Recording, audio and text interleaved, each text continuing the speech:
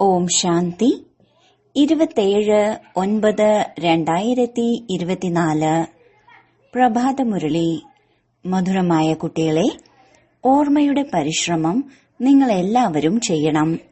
നിങ്ങൾ സ്വയം ആത്മാവെന്ന് മനസ്സിലാക്കി പിതാവായ എന്നെ ഓർമ്മിക്കുകയാണെങ്കിൽ ഞാൻ നിങ്ങളെ എല്ലാ പാപങ്ങളിൽ നിന്നും മുക്തമാക്കും. ചോദ്യം: സർവരുടെയും സദ്ഗതിക്കുള്ള സ്ഥാനം ഏതാണ്? അതിന്റെ മഹത്വം മുഴുവൻ ലോകവും തിരിച്ചറിയും. ഉത്തരം: ആബു ഭൂമിയാണ് സർവരുടെയും സദ്ഗതിക്കുള്ള സ്ഥാനം. നിങ്ങൾക്ക് ബ്രഹ്മകുമാരീസ് എന്നതിന്റെ സമീപം ബ്രാക്കറ്റിൽ എഴുതാൻ സാധിക്കും, ഇത് സർവോത്തമ തീർത്ഥസ്ഥാനമാണ് എന്ന്. മുഴുവൻ ലോകത്തിന്റെയും സദ്ഗതി ഇവിടെ നിന്ന് സംഭവിക്കണം. സർവരുടെയും സദ്ഗതി ദാതാവായ ബാബയും ആദാമും, അതായത് ബ്രഹ്മാവും, ഇവിടെ ഇരുന്ന് സർവരുടെയും സദ്ഗതി ചെയ്യുന്നു. ആദാം അർത്ഥം മനുഷ്യൻ, ദേവതയല്ല. അവരെ ഭഗവാനെന്നും പറയാൻ സാധിക്കില്ല. ഓം ശാന്തി. ഡബിൾ ഓം ശാന്തി. എന്തുകൊണ്ടെന്നാൽ ഒന്ന് അച്ഛന്റേതാണ്, രണ്ടാമത്തത് ജ്യേഷ്ഠന്റേതാണ്. രണ്ടുപേരുടെയും ആത്മാവില്ലേ? ഒന്ന് പരമാത്മാവാണ്, ഒന്ന് ആത്മാവാണ്. ബ്രഹ്മാവും ലക്ഷ്യം പറഞ്ഞു തരുന്നു, അതായത് നമ്മൾ പരംധാമ നിവാസികളാണ്. രണ്ടുപേരും ഇങ്ങനെ പറയുന്നു. ബാബയും പറയുന്നു ഓം ശാന്തി, ഇദ്ദേഹവും പറയുന്നു ഓം ശാന്തി. കുട്ടികളും പറയുന്നു ഓം ശാന്തി. അർത്ഥം നമ്മൾ ആത്മാക്കൾ ശാന്തിധാമത്തിലെ നിവാസികളാണ്. ഇവിടെ വിട്ട് ഇരിക്കണം, പരസ്പരം ചേർന്നിരിക്കരുത്. എന്തുകൊണ്ടെന്നാൽ ഓരോരുത്തരുടെയും അവസ്ഥയിൽ, യോഗത്തിൽ രാത്രിയുടെയും പകലിന്റെയും വ്യത്യാസമുണ്ട്. ചിലർ വളരെ നന്നായി ഓർമ്മിക്കുന്നുണ്ട്, ചിലർ തീർത്തും ഓർമ്മിക്കുന്നില്ല. അപ്പോൾ ആരാണോ തീർത്തും ഓർമ്മിക്കാത്തത് അവരാണ് പാപാത്മാവ്, തമോപ്രധാനം. ആരാണോ ഓർമ്മിക്കുന്നത് അവരാണ് പുണ്യാത്മാവ്, സതോപ്രധാനം. വളരെ അന്തരമായില്ലേ? വീട്ടിൽ ഒരുമിച്ചായിരിക്കും കഴിയുന്നത്, എന്നാലും അന്തരമുണ്ടാകുന്നില്ലേ? അതുകൊണ്ടാണ് ഭാഗവതത്തിൽ ആസുരീയ നാമം പാടിയിട്ടുള്ളത്. ഈ സമയത്തെ തന്നെ കാര്യമാണ്. ബാബ ഇരുന്ന് കുട്ടികൾക്ക് മനസ്സിലാക്കി തരികയാണ്, ഇതാണ് ഈശ്വരീയ ചരിത്രം. അതാണ് ഭക്തി മാർഗത്തിൽ പാടുന്നത്. സത്യയുഗത്തിലാണെങ്കിൽ ഒന്നും തന്നെ ഓർമ്മയുണ്ടായിരിക്കില്ല, എല്ലാം മറന്നുപോകും. ബാബ ഇപ്പോൾ മാത്രമാണ് പഠിപ്പ് നൽകുന്നത്. സത്യയുഗത്തിൽ ഇത് പൂർണമായും മറന്നുപോകുന്നു. പിന്നീട് ദ്വാപരയുഗത്തിൽ ശാസ്ത്രം മുതലായവ ഉണ്ടാക്കുന്നു, എന്നിട്ട് പരിശ്രമിക്കുന്നു രാജയോഗം അഭ്യസിപ്പിക്കാൻ. എന്നാൽ രാജയോഗം അഭ്യസിപ്പിക്കാൻ സാധിക്കില്ല. അത് ബാബ എപ്പോഴാണോ സന്മുഖത്ത് വരുന്നത് അപ്പോൾ മാത്രമാണ് പഠിപ്പിക്കുന്നത്. നിങ്ങൾക്കറിയാം ബാബ എങ്ങനെയാണ് രാജയോഗം പഠിപ്പിക്കുന്നതെന്ന്. വീണ്ടും 5000 വർഷങ്ങൾക്ക് ശേഷം വന്ന് ഇങ്ങനെ തന്നെ പറയും, മധുരമായ ആത്മീയ കുട്ടികളെ. ഇങ്ങനെ ഒരിക്കലും ഒരു മനുഷ്യനും മനുഷ്യനോട് പറയാൻ സാധിക്കില്ല. ദേവതകൾക്കും ദേവതകളോട് പറയാൻ സാധിക്കില്ല. ഒരു ആത്മീയ അച്ഛൻ മാത്രമാണ് ആത്മീയ കുട്ടികളോട് പറയുന്നത്. ഒരു പ്രാവശ്യം പാർട്ട് അഭിനയിച്ച് വീണ്ടും 5000 വർഷങ്ങൾക്ക് ശേഷം പാർട്ട് അഭിനയിക്കും. എന്തുകൊണ്ടെന്നാൽ വീണ്ടും നിങ്ങൾ പടി ഇറങ്ങുകയല്ലേ. നിങ്ങളുടെ ബുദ്ധിയിൽ ഇപ്പോൾ ആദി മധ്യ അന്ത്യത്തിന്റെ രഹസ്യമുണ്ട്. അറിയാം, അതാണ് ശാന്തിധാമം അഥവാ പരംധാമം. നമ്മൾ ഭിന്ന ഭിന്ന ധർമ്മത്തിലെ ആത്മാക്കൾ എല്ലാവരും നമ്പർ വയസ്സായി അവിടെയാണ് വസിക്കുന്നത്, നിരാകാരി ലോകത്തിൽ. ഏതുപോലെ നക്ഷത്രങ്ങളെ കാണുന്നില്ലേ? എങ്ങനെയാണ് നിൽക്കുന്നത്? ഒന്നും കാണാൻ കഴിയില്ല. മുകളിൽ ഒരു സാധനവുമില്ല. ബ്രഹ്മതത്വമാണ്. ഇവിടെ നിങ്ങൾ ഭൂമിയിലാണ് നിൽക്കുന്നത്. ഇതാണ് കർമ്മക്ഷേത്രം. ഇവിടെ വന്ന് ശരീരമെടുത്ത് കർമ്മം ചെയ്യുന്നു. ബാബ മനസ്സിലാക്കി തന്നിട്ടുണ്ട്, നിങ്ങൾ എപ്പോഴാണോ എന്നിൽ നിന്ന് സമ്പത്ത് നേടുന്നത്, അപ്പോൾ 21 ജന്മം നിങ്ങളുടെ കർമ്മം അകർമ്മമായി തീരുന്നു. എന്തുകൊണ്ടെന്നാൽ അവിടെ രാവണ രാജ്യം തന്നെ ഉണ്ടായിരിക്കില്ല. അതാണ് ഈശ്വരീയ രാജ്യം. അതിപ്പോൾ ഈശ്വരൻ സ്ഥാപിച്ചുകൊണ്ടിരിക്കുകയാണ്. കുട്ടികൾക്ക് മനസ്സിലാക്കി തന്നുകൊണ്ടേയിരിക്കുന്നു, ശിവബാബയെ ഓർമ്മിക്കൂ, അങ്ങനെ സ്വർഗത്തിന്റെ അധികാരി ആകൂ. സ്വർഗം ശിവബാബയല്ലേ സ്ഥാപിച്ചത്. അതുകൊണ്ട് ശിവബാബയെയും സുഖധാമത്തെയും ഓർമ്മിക്കൂ. ഏറ്റവും ആദ്യം ശാന്തിധാമത്തെ ഓർമ്മിക്കുകയാണെങ്കിൽ ചക്രവും ഓർമ്മ വരും. കുട്ടികൾ മറന്നുപോകുന്നു. അതുകൊണ്ട് ഇടയ്ക്കിടയ്ക്ക് ഓർമ്മിപ്പിക്കേണ്ടി വരുന്നു. അല്ലയോ കുട്ടികളെ, സ്വയം ആത്മാവാണെന്ന് മനസ്സിലാക്കൂ. ബാബയെ ഓർമ്മിക്കൂ. എങ്കിൽ നിങ്ങളുടെ പാപം ഭസ്മമാകും. പ്രതിജ്ഞ ചെയ്യുകയാണ്, നിങ്ങൾ ഓർമ്മിക്കുകയാണെങ്കിൽ പാപങ്ങളിൽ നിന്നും മുക്തമാകും. ബാബ തന്നെയാണ് പതിത പാവനനും സർവശക്തിമാനുമായ അധികാരി. ബാബയെ വിശ്വ സർവശക്തിവാൻ അതോറിറ്റി എന്നാണ് പറയുന്നത്. ബാബ മുഴുവൻ സൃഷ്ടിയുടെയും ആദി മധ്യ അന്ത്യത്തെ അറിയുന്നു. വേദശാസ്ത്രങ്ങൾ തുടങ്ങിയവ എല്ലാവർക്കും അറിയാം. അതുകൊണ്ടാണ് പറയുന്നത് ഇതിൽ യാതൊരു അർത്ഥവുമില്ല എന്ന്. ഗീതയിൽ പോലും ഒരു സാരവുമില്ല. എങ്കിലും അത് സർവശാസ്ത്ര ശിരോമണിയാണ്, മാതാപിതാവാണ്. ബാക്കിയെല്ലാം മക്കളാണ്. ഏതുപോലെയാണോ ഏറ്റവും ആദ്യം പ്രജാപിത ബ്രഹ്മാവ്, ബാക്കിയെല്ലാം കുട്ടികളാണ്. പ്രജാപിത ബ്രഹ്മാവിനെ ആദാം എന്ന് പറയുന്നു. ആദാം എന്നാൽ മനുഷ്യൻ. മനുഷ്യനല്ലേ, അതുകൊണ്ട് ഇദ്ദേഹത്തെ ദേവതയെന്ന് പറയില്ല. ആഡം തന്നെയാണ് ആദാം. എന്നാൽ ഭക്തർ ബ്രഹ്മാവിനെ ആദത്തെ ദേവതയെന്ന് പറയുന്നു. ബാബ മനസ്സിലാക്കി തരികയാണ്, ആദാം അർത്ഥം മനുഷ്യൻ, ദേവതയുമല്ല ഭഗവാനുമല്ല. ലക്ഷ്മി നാരായണനാണ് ദേവത. ദേവത്വമുള്ളത് സ്വർഗത്തിലാണ്.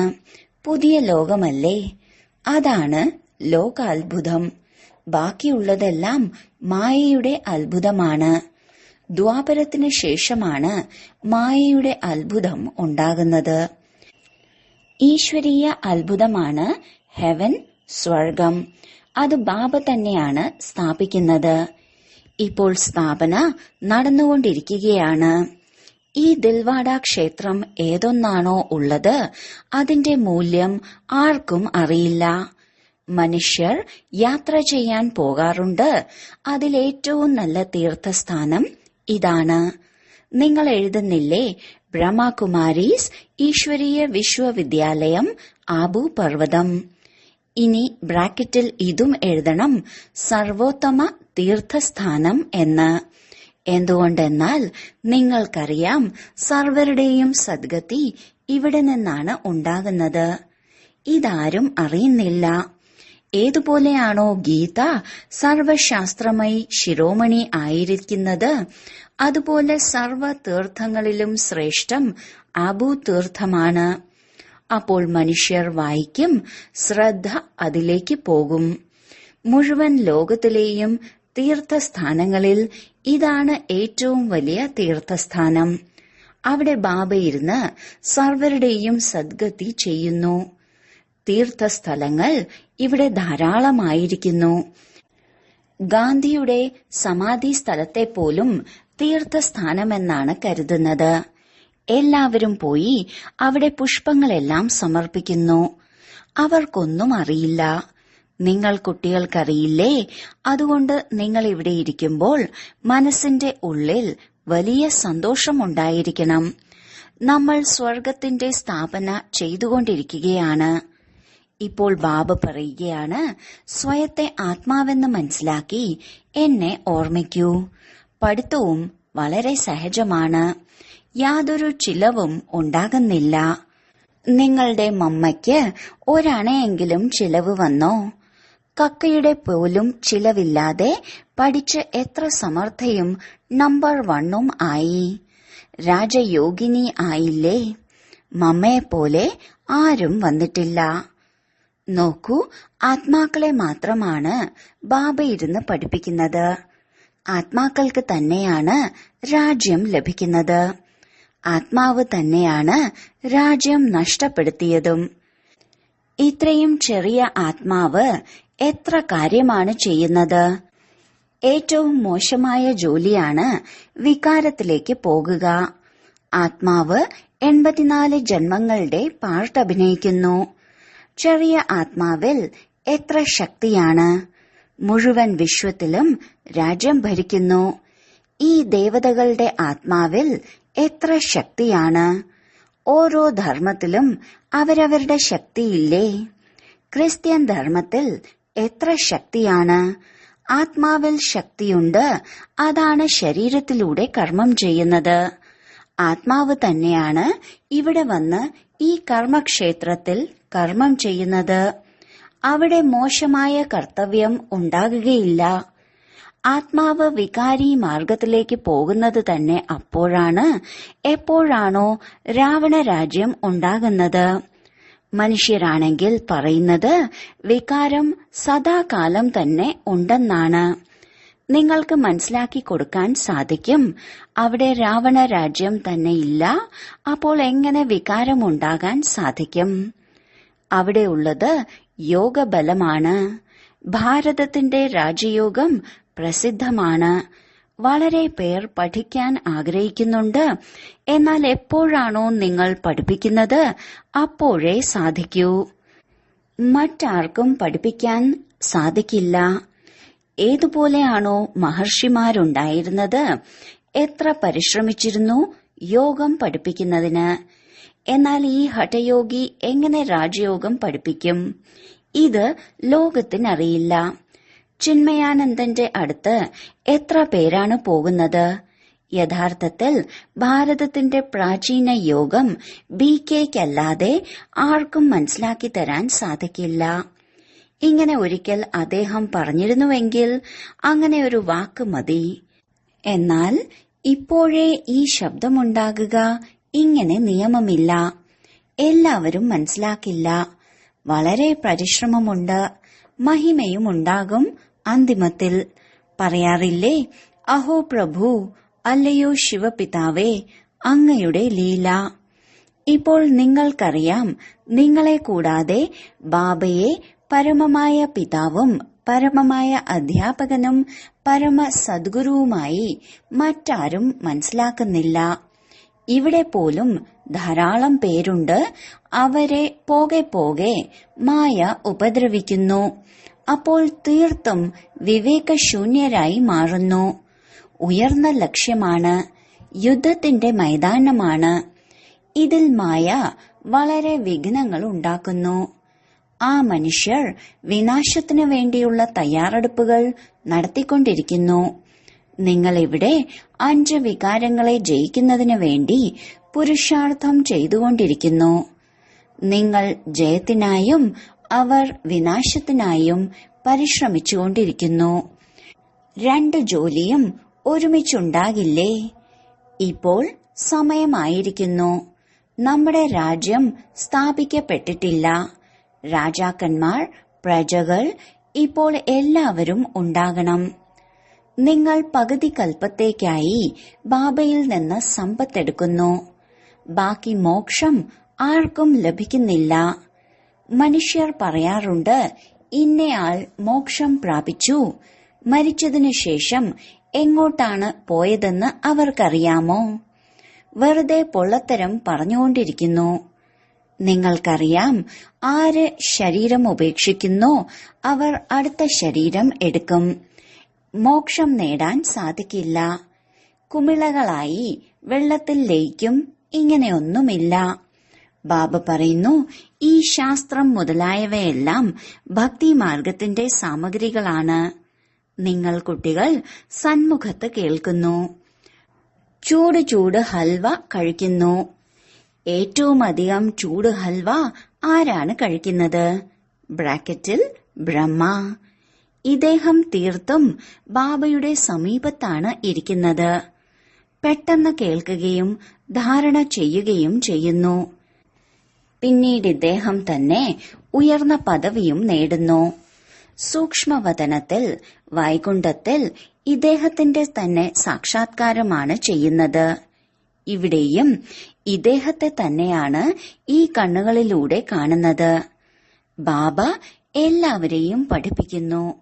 ബാക്കിയുള്ളത് ഓർമ്മയുടെ പരിശ്രമമാണ്. ഓർമ്മയിലിരിക്കുന്നത് എങ്ങനെയാണോ നിങ്ങൾക്ക് ബുദ്ധിമുട്ടായി തോന്നുന്നത്, അതുപോലെ തന്നെയാണ് ഇദ്ദേഹത്തിനും. ഇതിൽ കൃപയുടെ കാര്യമൊന്നുമില്ല.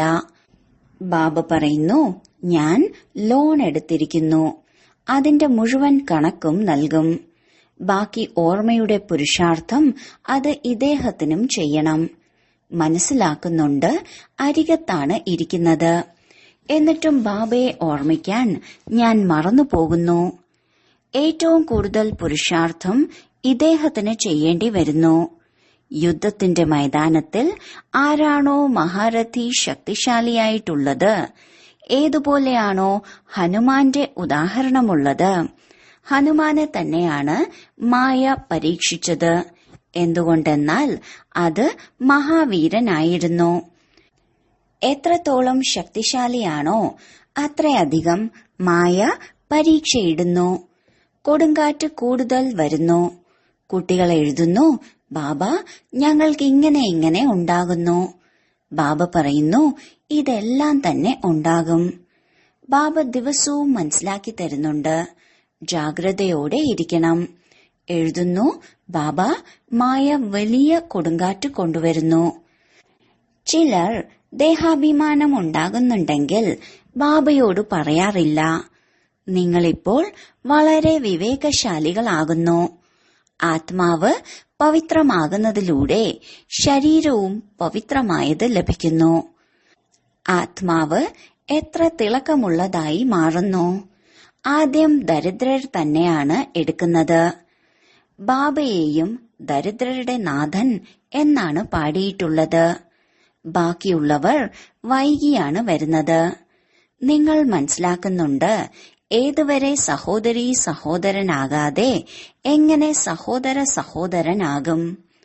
പ്രജാപിത ബ്രഹ്മാവിന്റെ സന്താനം സഹോദരിയും സഹോദരനുമല്ലേ? പിന്നീട് ബാബ മനസ്സിലാക്കി തരുന്നു, സഹോദര സഹോദരരെന്ന് മനസ്സിലാക്കൂ. ഇതാണ് അവസാന ബന്ധം. പിന്നീട് മുകളിലും സഹോദരങ്ങളുമായി ചേരും. ശേഷം സത്യുഗത്തിൽ പുതിയ സംബന്ധം ആരംഭിക്കും. അവിടെ അളിയൻ, അമ്മാവൻ, ചെറിയച്ഛൻ തുടങ്ങിയ വളരെ സംബന്ധങ്ങൾ ഉണ്ടായിരിക്കില്ല. വളരെ ചുരുങ്ങിയ സംബന്ധമായിരിക്കും. പിന്നീട് വളരുന്നു.